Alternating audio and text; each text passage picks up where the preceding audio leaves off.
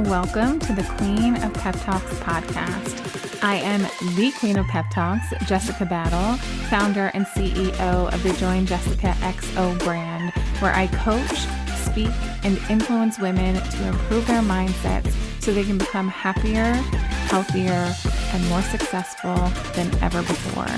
I am obsessed with helping women create the unwavering ability to believe in themselves in order to achieve a life beyond their wildest dreams.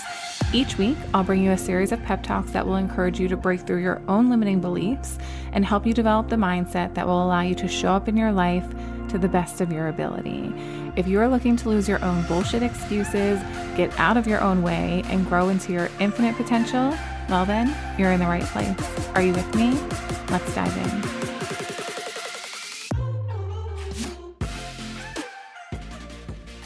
Hello, my love, and welcome back to another episode of the Queen of Pep Talks podcast. Happy Friday. I hope that your day is off to the most fantastic start. I am very excited to bring this new trend to the podcast, something that we will be doing on the last Friday of every month. We're going to be sharing a replay from the podcast with you. I want to preface this by saying if you've listened to any of the replays before, you know that there is so much value in listening to things that you've already heard. But additionally, in the introduction, I'm going to give you some kind of pep talk that is very relevant to now, just a couple of minutes before I introduce the replay episode from a previous airing on the Queen of Pep Talks podcast. Today's episode that I'm going to share with you is very special. If you're new here to the podcast, you may have never heard this episode before. I'm actually going to be sharing episode number 2 with you, and I'm doing this for a reason. I want you to understand that every single one of us is at one point in time a beginner in creating the success that we want and desire in our lives. For those of you who don't know my story around creating the podcast, I, for a lot of my life, have had a fear of using my voice, and it's even presenting itself now in many different ways, which I've talked about in different spaces. I don't need to talk about it now, but I've had a fear of using my voice. And when I first started the podcast, I knew I wanted to start a podcast. I ordered my microphone and it sat in my closet for months and months and months and months and months before I actually pulled it out and started recording. Not because I was afraid that I didn't know what to do.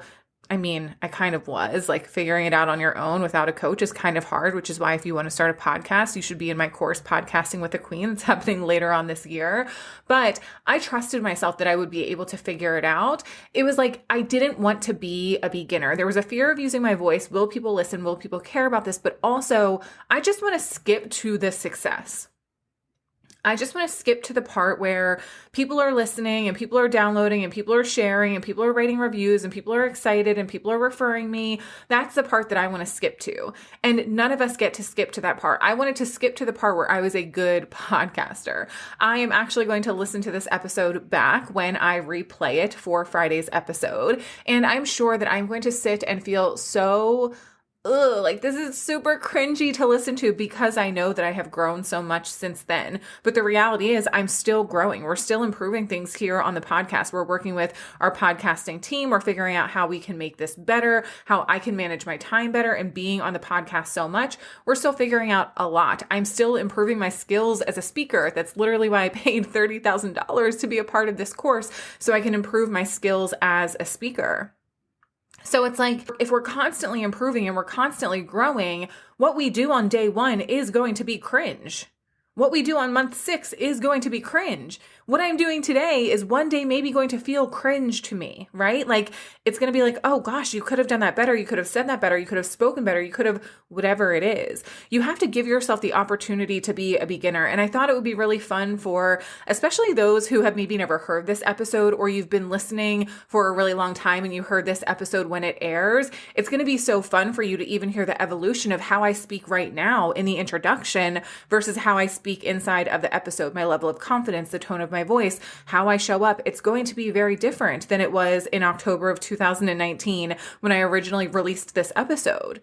This episode that I'm releasing now at the end of January in 2023 is going to be very different than episodes that I'm going to release 5 or 10 years from now for the podcast. And if you don't know, podcasting is becoming a massive, massive industry, and there is so much space here for you to shine right now.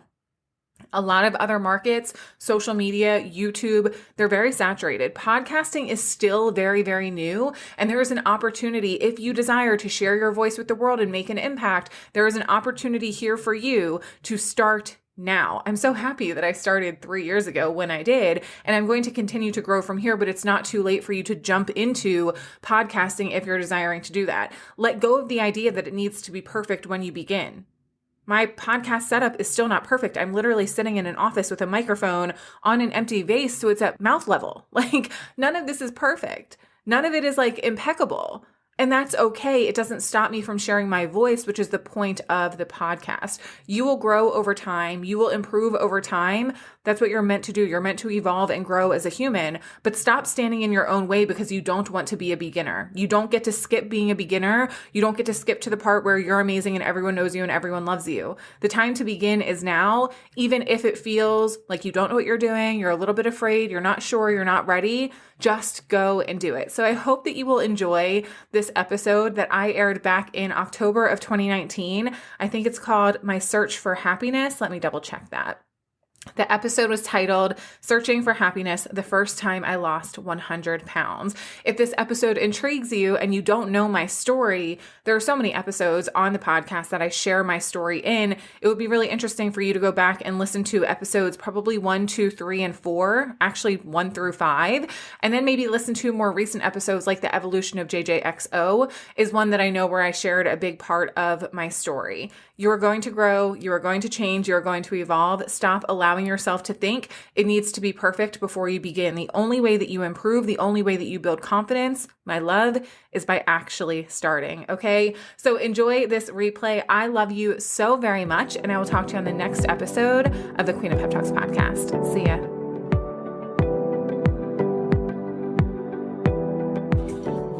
Good morning, guys, and welcome back to the Queen of Pep Talks podcast.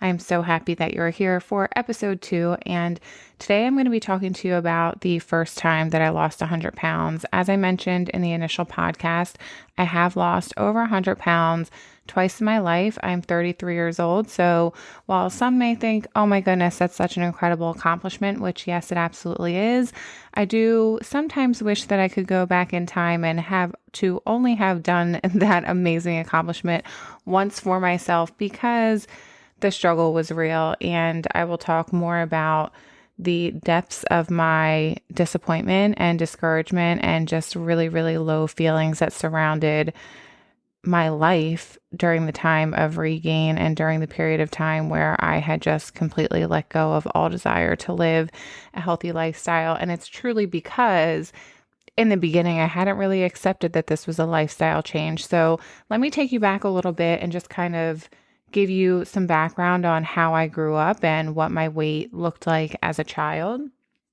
I grew up as a young, chubby girl with rolls, and I had lots of rolls in my legs. And I remember it being something that my family members always commented on, how cute and chubby I was. And as a little kid, that's okay. But as you get into middle school and high school, being called chubby isn't exactly a compliment anymore. And I was never bullied as a kid, but I definitely knew that I was different from the kids that I was in school with. I always knew that I was bigger than them. I was always aware of my size. There were comments from some boys. I was never really into dating in school. I was always very smart, and I had a small circle of friends. So my confidence wasn't great, but I was never really picked on or bullied. But my emotional eating, which we're going to save that for an entire episode in itself, but my emotional and binge eating started probably around the age of 11 or 12. And as I got older, my habits around eating just got worse and worse. And it wasn't until I graduated high school at 225 pounds, which is obviously very overweight for a 17-year-old.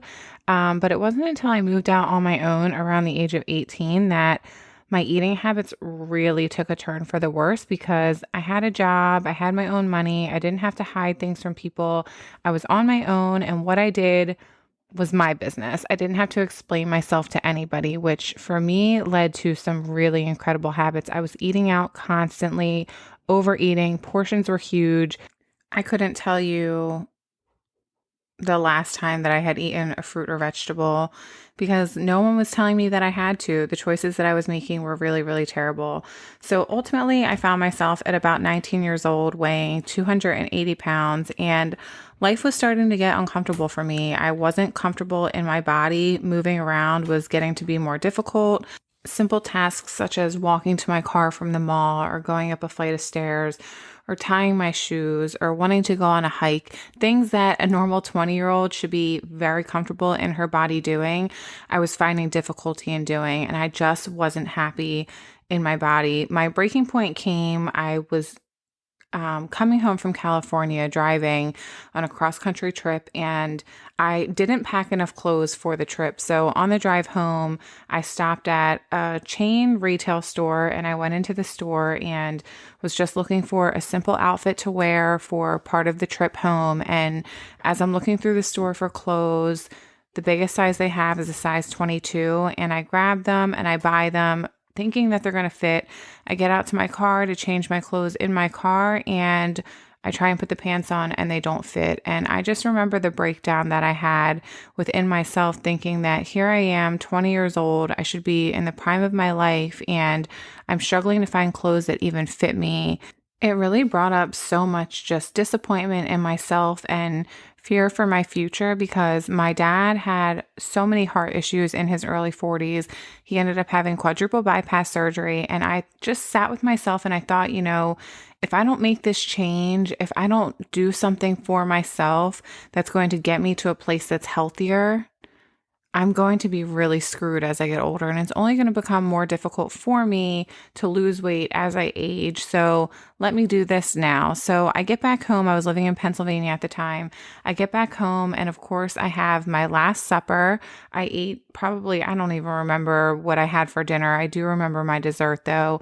I had baked a cake and I ate about half of the cake with like an entire gallon of ice cream. And that's not a joke. When I tell you the amounts of food that I was eating were incredible. We'll get more into that as I talk about my binge eating and my emotional eating. But I had a last supper and I went to Walmart and I purchased Tybo DVDs. And the next day I decided that I was going to count my calories, work out, and I was going to get skinny. And that was my goal. I wanted to be skinny because I truly felt I had this number at the time in my head.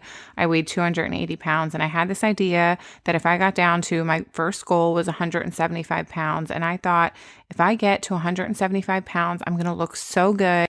And not only am I going to look so good, but I'm going to feel so good, and I'm going to have that happiness and that peace that I've been searching for. Because the fact of the matter was, not only was I overweight, I was in an incredibly toxic relationship.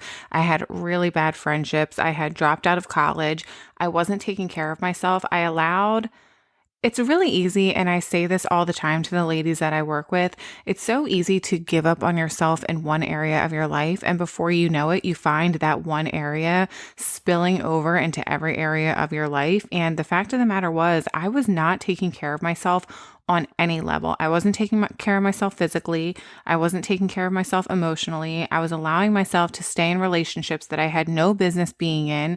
I wasn't taking my education seriously. I was at a job that I wasn't happy in.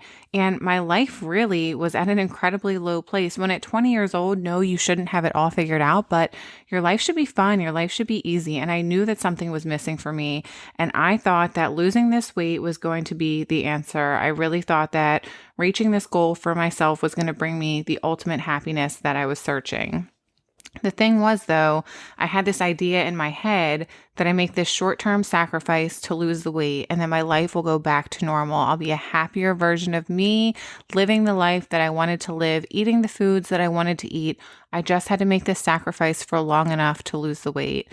So that was what I did. Like I said, I went to Walmart, I bought the Tybo DVDs, I decided to restrict my calories, and it makes me really sad to say this, but the number that I picked in my head was 900 calories a day, which if you are listening to this and you're going through a period of time in your life where you're choosing to restrict your calories because you want to lose weight, I will not put you down for that, but please make sure that you are eating substantially and you are feeding your body what it needs. And 900 calories, 1,000 calories, 1,200 calories, for most of you, 1,500 calories, 1,600 calories, that is not enough. You need to feed your body. You need food to live. And I know that it's scary when you have issues around food. And I know that it can be difficult because you want to reach this goal so badly for yourself. But I encourage you to remember that short-term extremes are not going to get you where you want to be. And as we reach the end of this podcast and I share with you what ultimately happened after I lost the 100 pounds, you don't want to go through that. You don't want to feel that. You want to find something that is sustainable for you long-term. And that was what was missing for me. So I was doing Tai Bo. I started with 45 minutes a day, 5 days a week. And it makes me sad to say, but as I saw the results, the more extreme I got, and I cut back my calories more and I worked out more, and I cut my calories back more and I worked out more. And I lost 100 pounds in 9 months. And that's very quick. That's a really incredibly quick weight loss. And I reached my goal of 175 pounds. And when I looked in the mirror, it was kind of frustrating because I didn't see what I expected to see. I didn't love my body the way I expected to. And I didn't immediately feel that ultimate happiness and peace that I was searching for within myself. And it didn't take long for the mindset that I had going into this journey to really come back, where I felt like, okay, I'm here now. I made it. I achieved this goal. Life goes back to normal. And it's so easy for one day of eating, quote unquote, off track, because keep in mind, during this 9 months, I was incredibly strict with myself.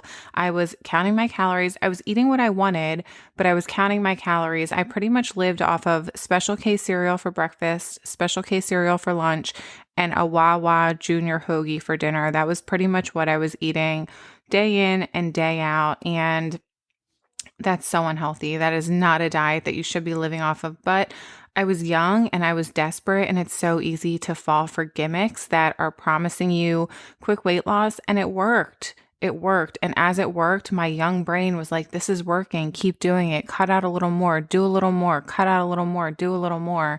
And that's why dieting can be incredible for some, but dieting can also be an incredibly slippery slope for some people. And it can lead you down this really dangerous path of starting with this desire to be healthy. And my desire to be healthy wasn't strong enough. What was strongest was my desire to be thin.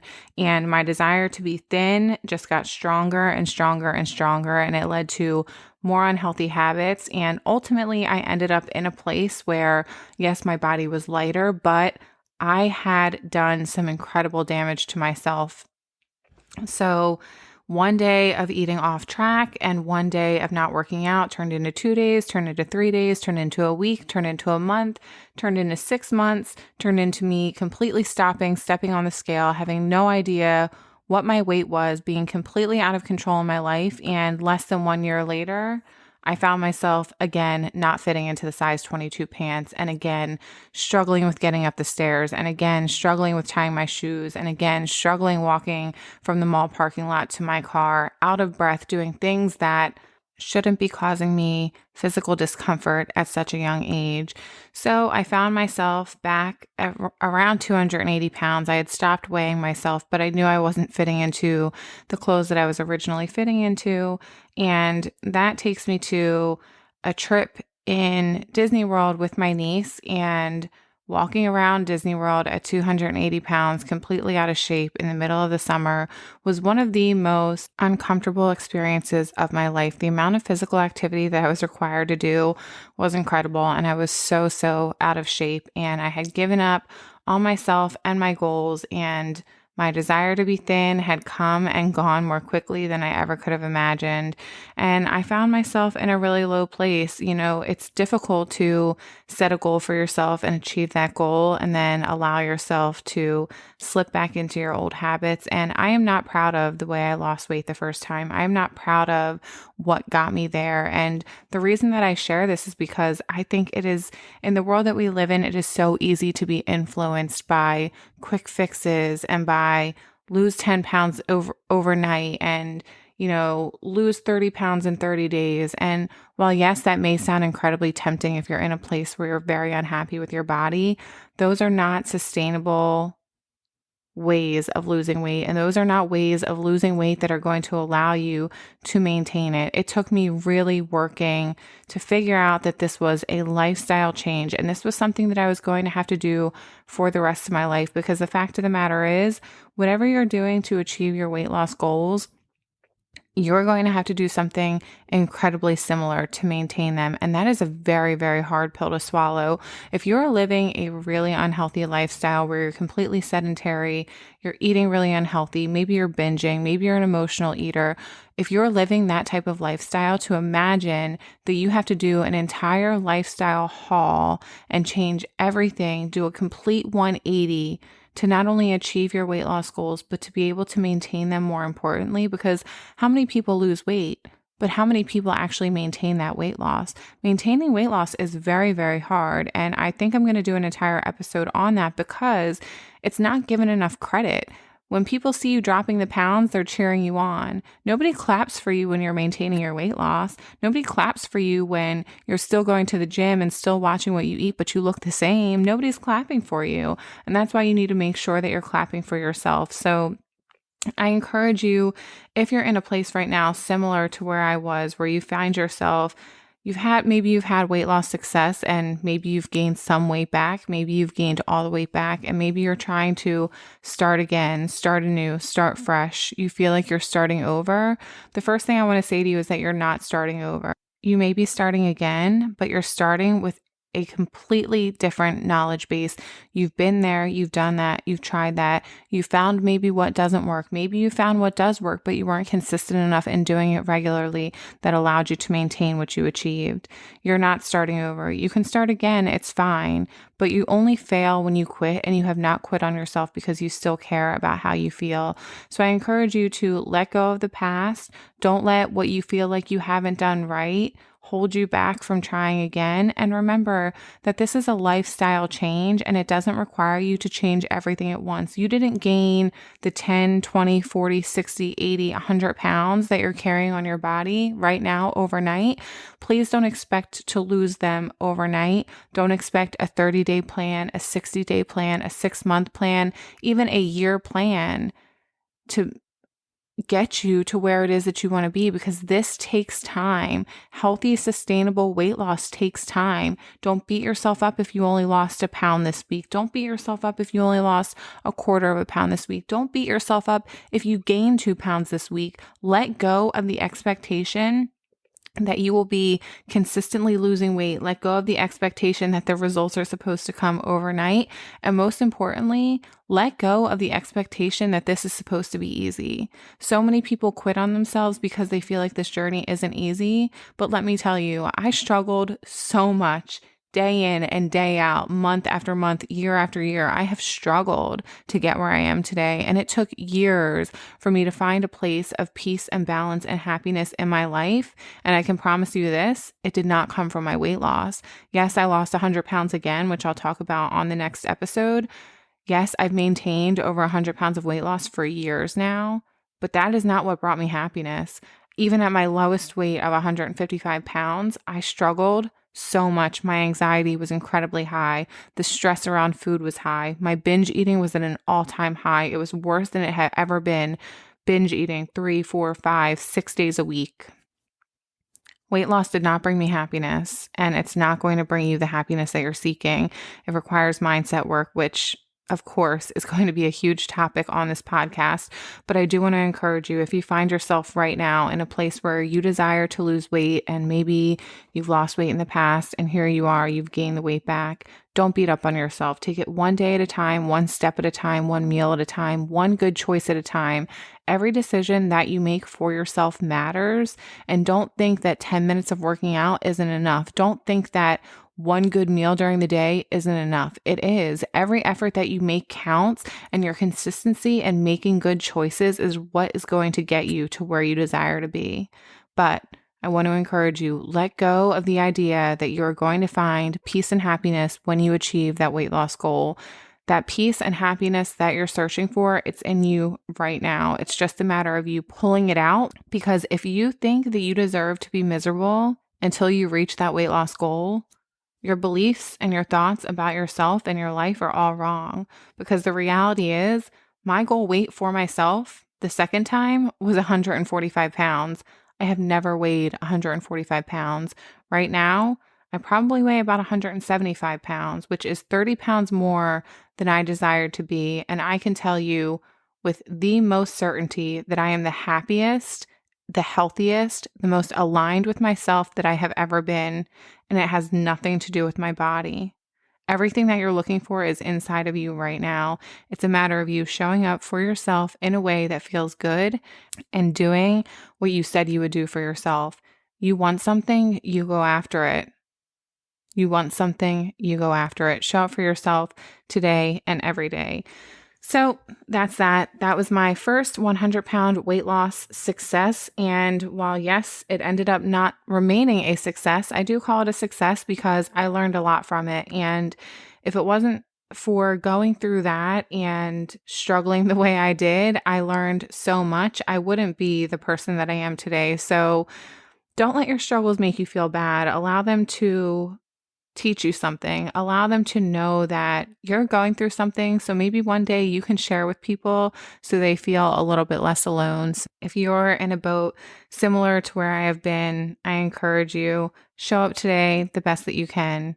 You'll get there one day at a time, and you deserve to be happy and fulfilled along the way. Your body is not going to bring you happiness. I love you guys so much, and I can't thank you enough for being here and for supporting me and for listening through the first couple of awkward podcasts as I get comfortable doing this. Step outside my comfort zone, just like everything else I've ever done in my life. And I know that my success comes from getting comfortable with being uncomfortable, and so does yours. Thank you so much for tuning in to today's episode. If you were inspired by today's pep talk, be sure to share it with me by leaving a rating and review on iTunes so I can keep the encouragement coming your way. I hope you know that your support in helping me grow the podcast this year, it means so much to me. If we aren't already connected on social media, head over to Join Jessica XO on Instagram or join the Join Jessica XO free Facebook community for even more content that will inspire you to show up in your life to the best of your ability. Make sure you check out the show notes of today's episode for links to freebies, upcoming opportunities to work with me, and ways that we can stay connected outside of the podcast. I love you so much, and I cannot wait to chat with you on the next episode of the Queen of Pep Talks podcast. In the meantime, go fuck this day up in the best way possible.